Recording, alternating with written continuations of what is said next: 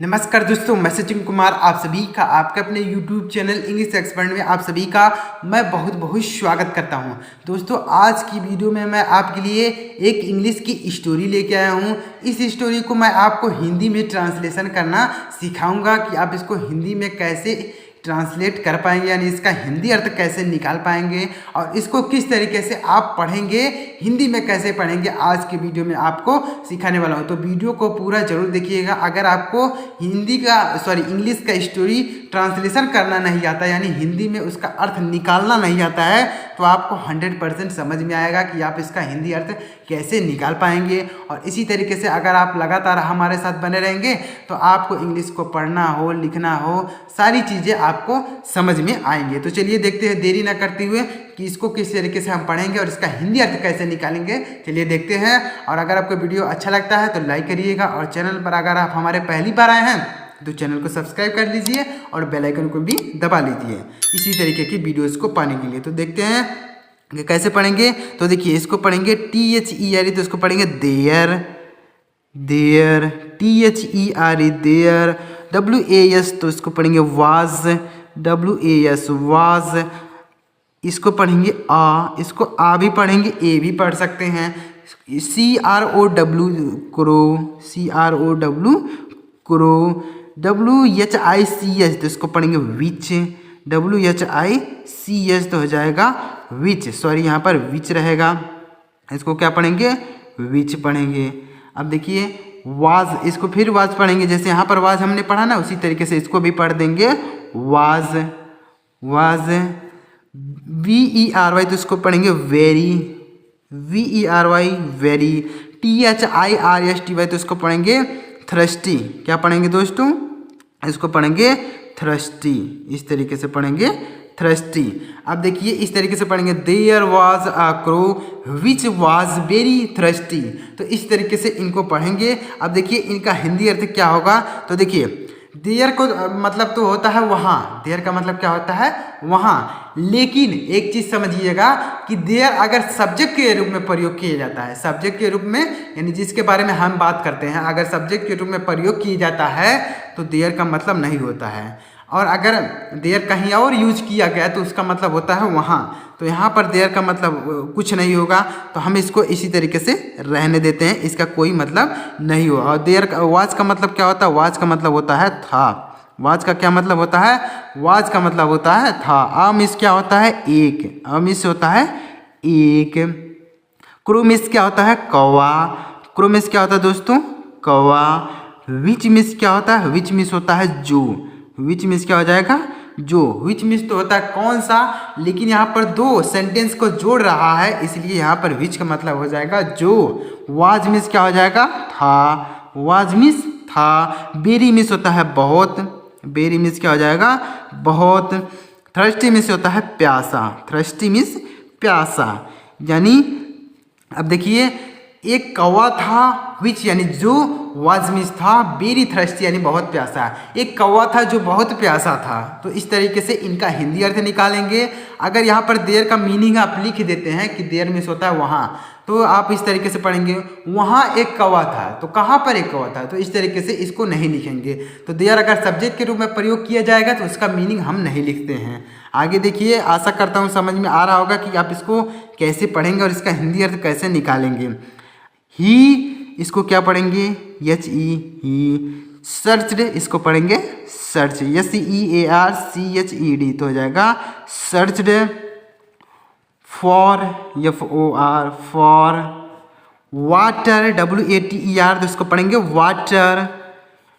EVERYWHERE, तो इसको पढ़ेंगे एवरीवेयर, एवरीवेयर। WHERE, तो जाएगा वेयर, एवरीवेयर। अब इनका मीनिंग हम निकालते हैं। ही मिस होता है वह, ही मिस वह। सर्चड मिस होता है खोजा, सर्च मिस क्या होता है, खोजना।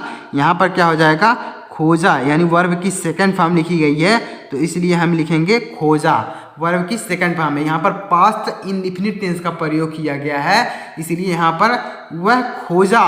फॉर माने के लिए, फॉर मिस क्या हो जाएगा, फॉर मिस हो जाएगा के लिए। वाटर मिस हो जाएगा पानी, वाटर मिस क्या होगा, पानी। एवरीवेयर मीन्स होता है हर जगह। एवरीवेयर का क्या मतलब होता है? हर जगह। तो देखिए एक चीज़ समझिएगा कि अगर आपको कोई स्टोरी है इंग्लिश का, उसको अगर आपको ट्रांसलेशन करना है यानी हिंदी में उसका अर्थ निकालना है, तो सबसे पहले आपको उसका मीनिंग पता होना चाहिए। जब आपको उसका मीनिंग पता होगा तो ही आप उसको ट्रांसलेट कर पाएंगे, अदरवाइज नहीं कर पाएंगे। क्यों? क्योंकि जब मीनिंग ही नहीं पता होगा तो आप उसका हिंदी अर्थ नहीं निकाल पाएंगे, तो कैसे ट्रांसलेशन कर पाएंगे? तो इसलिए आपको मीनिंग को सीखना बहुत ज़रूरी है। तो मैं अपने चैनल पर मीनिंग की वीडियोज़ भी डालता रहता हूँ कि मीनिंग को कैसे याद किया जाता है, कैसे उसका हिंदी अर्थ लिखा जाता है, कैसे उसे उसका मीनिंग क्या होता है, सब चीज़ें हम बताते रहते हैं। तो वीडियो पाने के लिए, मीनिंग वाली वीडियो को पाने के लिए आप हमारे चैनल को सब्सक्राइब कर लीजिए। मैं अपने चैनल पर मीनिंग की वीडियोस अपलोड करता रहता हूं, जिससे आपको मीनिंग को सीखने में मदद मिलेगी। उसके बाद आप बिल्कुल आसान तरीके से स्टोरी को ट्रांसलेशन कर पाएंगे, हिंदी स्टोरी हिंदी में आसानी से कर पाएंगे इसी तरीके। तो क्या देखिए इसका क्या अर्थ हो जाएगा? उसने पानी को हर जगह खोजा, तो हर जगह खोजा। एट लास्ट, इसको क्या पढ़ेंगे दोस्तों? इसको पढ़ेंगे at, LAST last. At last ही सा, इसको क्या पढ़ेंगे दोस्तों? इसको पढ़ेंगे सा। एट लास्ट यानी अंत में, एट लास्ट ही सा अ वाटर, वाटर POT, तो इसको पढ़ेंगे pot. NEAR near, near a well, near a well. अब देखिए इनका मीनिंग क्या होगा? एट लास्ट मीन्स हो जाएगा अंत में। एट लास्ट का क्या मतलब होगा दोस्तों? अंत में। एट लास्ट इसका पूरा इन दोनों का मतलब हो जाएगा अंत में। ही मिस हो जाएगा वह, ही मिस हो जाएगा वह। सा मिस हो जाएगा देखा। सी मिस होता है देखना, उसी का यहाँ पर सेकेंड फॉर्म लिखा गया यानी सा। सा मिस हो जाएगा देखा। अ मिस हो जाएगा एक। अ मिस क्या होगा? एक। वाटर पार्ट मिस हो जाएगा घड़ा। वाटर पार्ट मिस क्या हो जाएगा? घड़ा। घड़ा बोल सकते हैं, या फिर मतलब पानी से भरा कोई बर्तन हो सकता है तो उसको बोल सकते हैं वाटर पॉट। तो यहाँ पर हम बोलेंगे घड़ा। तो उसने एक घड़ा देखा। अंत में ही सा यानी उसने देखा ए वाटर पॉट यानी एक घड़ा। नियर मिस हो जाएगा pass, near miss pass. Uh well यानी एक मिस हो जाए, अ मिस होगा एक। वेल मिस हो जाएगा कुएं की। इसको क्या पढ़ेंगे? वेल मिस होता है कुएं, वेल मिस हो जाएगा कुएं की। तो वह अंत में जो है कौवे ने देखा एक वाटर पॉट यानी एक घड़ा देखा कुएं के पास। तो अंत में कुएं के पास कौवे ने एक घड़ा देखा। तो इस तरीके से इनको आप इनका हिंदी अर्थ निकालेंगे और इस तरीके से इनको पढ़ेंगे। तो यहाँ पर जो सी लिखा है, सी का सेकंड फॉर्म लिखा गया सा। सा मिस हो जाएगा देखा।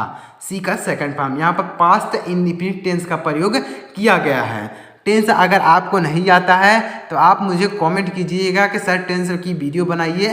टेंस मैं आपको सिखा दूंगा कि कैसे टेंस को पढ़ा जाता है, टेंस किस तरीके से सीखा जाता है मैं आपको बताऊंगा। तो आगे देखिए, he looked inside the pot.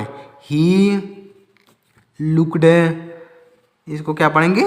Looked inside, INSID तो हो जाएगा inside the pot, the pot. अब देखिए इसका मतलब क्या होगा? ही मिस वह, लुक्ड मिस हो जाएगा देखा, देखा। लुक्ड मिस देखा। इनसाइड मिस हो जाएगा अंदर। इनसाइड मिस क्या हो जाएगा? अंदर। द पॉट यानी बर्तन के। पॉट मिस क्या हो जाएगा? बर्तन के। यानी जब उस कौवे ने उस घड़े को देखा यानी उस बर्तन को देखा, तो उस कौवे ने उस उस घड़े के अंदर देखा कि इसमें पानी है कि नहीं, क्योंकि वह बहुत ज़्यादा प्यासा था। तो वह घड़े के अंदर देखने लगा कि इसमें पानी है कि नहीं।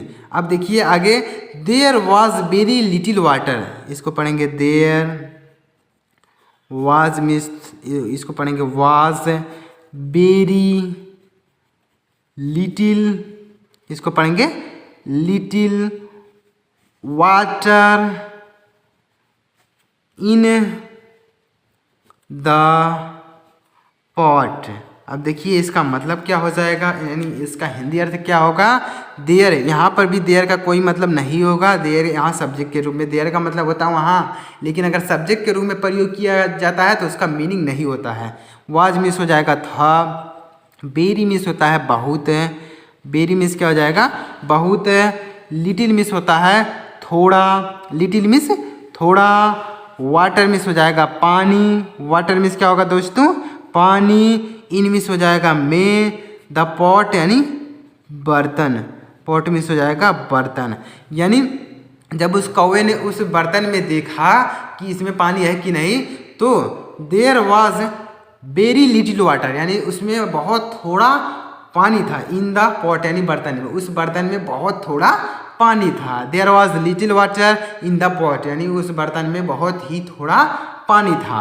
अब देखिए आगे, उम्मीद करता हूँ दोस्तों आप समझ पा रहे होंगे कि स्टोरी को हिंदी में कैसे ट्रांसलेशन कर पाएंगे, कैसे हिंदी अर्थ निकाला जाता है। आगे देखिए, the crow saw some stones nearby, the crow saw, सी में होता है देखना, उसी का सेकंड फॉर्म है सा, यहाँ पर पास्ट इंडेफिनिट टेंस का प्रयोग किया गया है। Some, S O M, some stones, इसको पढ़ेंगे स्टोन्स, नियर बाई, इसको क्या पढ़ेंगे नियर बाई, नियर बाई। अब इनका मीनिंग देखिएगा, द क्रो यानी कौवे ने सामिस देखा, सामिस देखा, समिस हो जाएगा कुछ, समिस कुछ, स्टोन्स मिस हो जाएगा पत्थर, स्टोन्स मिस पत्थर, नियर बाई मिस हो जाएगा पास। तो उस कौवे ने पास में पड़ा हुआ कुछ पत्थर देखा, यानी जब उस बर्तन में देखा कि पानी बहुत कम है तो उसने पास कुछ पत्थरों को देखा, तो पत्थर को देखा तो उसके बाद उस पत्थर को उस घड़े में डालेगा, उसके बाद तो पानी ऊपर आएगा तो वह पिएगा। तो इस तरीके से आप कोई भी स्टोरी रहेगी तो आप उसको हिंदी में ट्रांसलेट कर पाएंगे, हिंदी में पढ़ पाएंगे इसी तरीके से।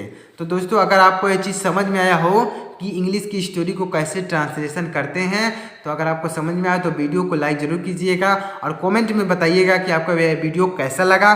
और अगर आप हमारे चैनल पर पहली बार आए हैं तो चैनल को सब्सक्राइब कर लीजिए और बेल आइकन को भी दबा लीजिए इसी तरीके के वीडियोस को पाने के लिए, क्योंकि मैं आपको बिल्कुल बेसिक लेवल से इंग्लिश को सिखाता रहता हूं। तो चलिए दोस्तों, मिलते हैं अगली वीडियो में किसी नई टॉपिक के साथ। तब तक के लिए जय हिंद, वंदे मातरम।